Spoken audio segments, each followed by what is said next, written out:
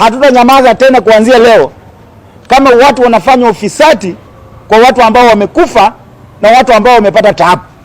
Naomba mashirika ambayo yanasimamia uchunguzi wa corruption, EACC, naomba bwana Wabugala, mimi sijaona ukifanya kazi Kakamega.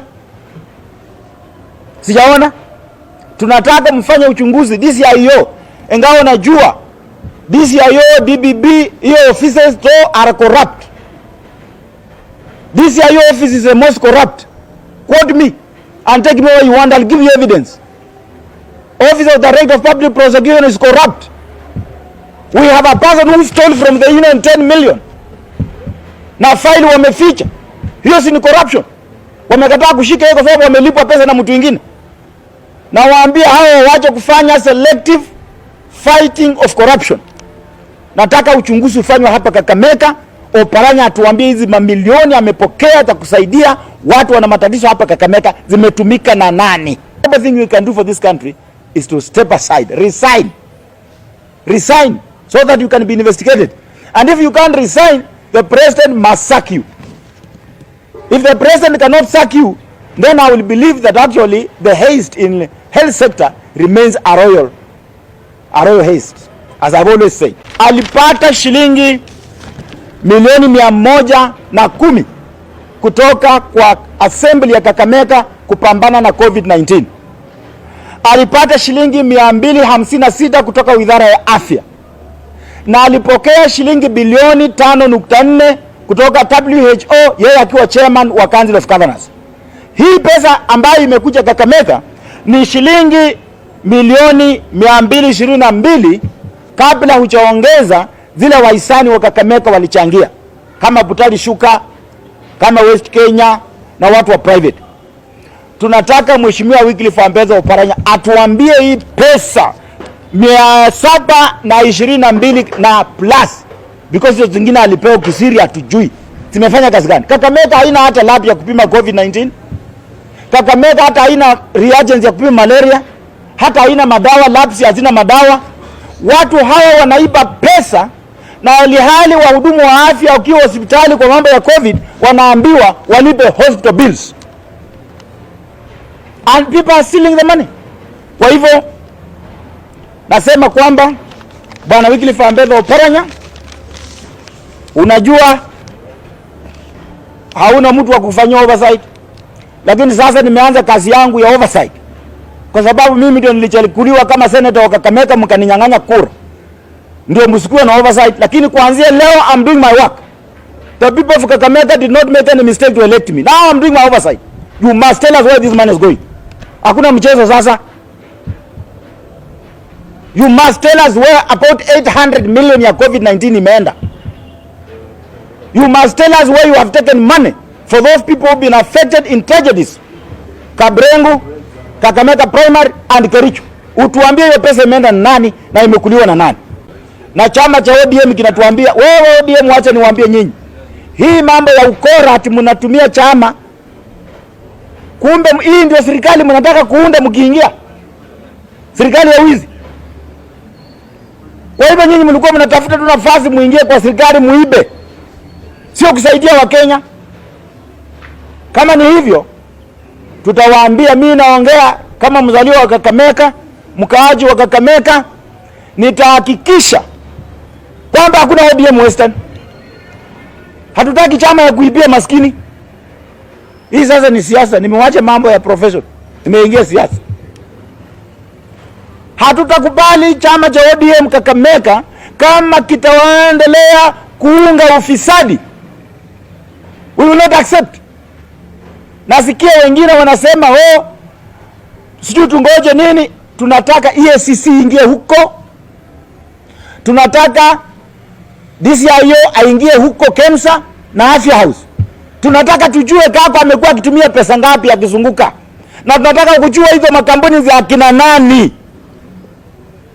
ODM naambia nyinyi, kama nyinyi mlikuwa mnataka kuingia ndani ya serikali ndio muibe, basi sasa rema ninge mwanze kujipanga kwenda nyumbani. I have information that the Deputy Speaker of the County Government of Kakamega Honorable Kasaya, Leonard Kasaya, who is my friend, has issued a statement today saying that the money has been properly used. And the first question I want Kasaya to address is that, is he the executive? Is he the one spending the money so that he can defend how the money has been used? Or he is the deputy speaker and MCA representing Mwisho, who is supposed to be an oversight? I'm also surprised that he's claiming that the money, part of the money was used, 110 million, 85 million was used to pay allowances for health workers who are working in Mumias COVID-19 isolation. I want to tell Kasaya that go and cheat somebody else, because we know very well that I was the driver behind the COVID allowance that was released, but it was accepted by the president and was released by the national government and was approved by SRC through a circular, and each county government was given the amount of money alongside the number of health workers. Kakamega got her share, one of the biggest, and therefore it is erroneous for Kasaya to use his position to try to cover up corruption just the way as Edwin Sifuna is doing in Nairobi. I'm getting embarrassed with this ODM party. Another thing that Kasaya has said, which is not accurate, he has said that they have 300 beds in Mumias. I am aware that when Kakwe came here, there were beds which are being ferried from provincial hospital here and other hospital to Mumias. And also that hospital is being constructed by World Bank. It is part of the road network that's going on in Kakamega town. So you cannot tell us that the World Bank intended to build a hospital and was not intending to put beds in that hospital. It's just like telling us you have 300 beds at the new hospital coming up, the referral hospital. That referral has got a budget for everything, including beds, including machinery, including everything, including employees. So what Kasaya has spoken today just shows clearly that actually our claims, our allegation that money has been misused is true, because there's no any evidence that's produced. If there is any evidence showing that actually the money, 85 million, he's saying was used to pay allowance from the county government kitty, that is the 110 million the county assembly allocated Kakamega county government, then he must produce a circular from SRC approving the spending of that money. I my officials work here, and I can tell you for free, there is no official in this county government who has received double allowances, because that will amount to double payment. The payment which they have received is the only one that came from the national government, and that's the only one that we know.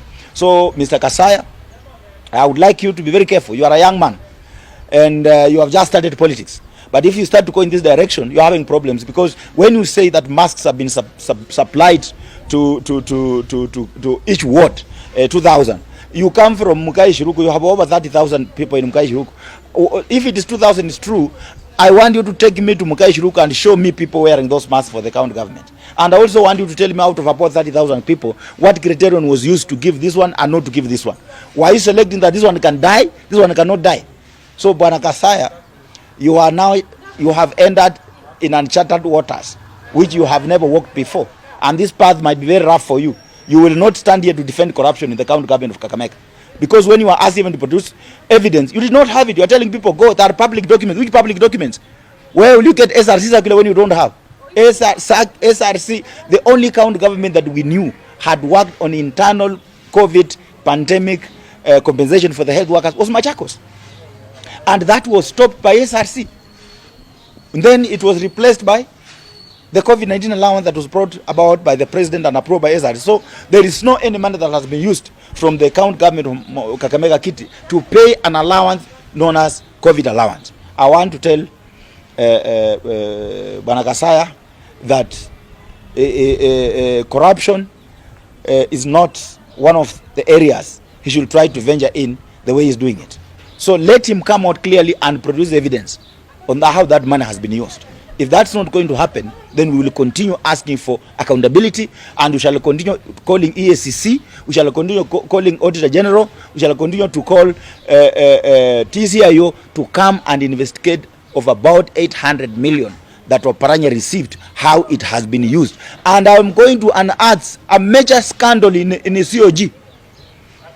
Very soon, I will be saying a very major scandal in COG, and some people will go in.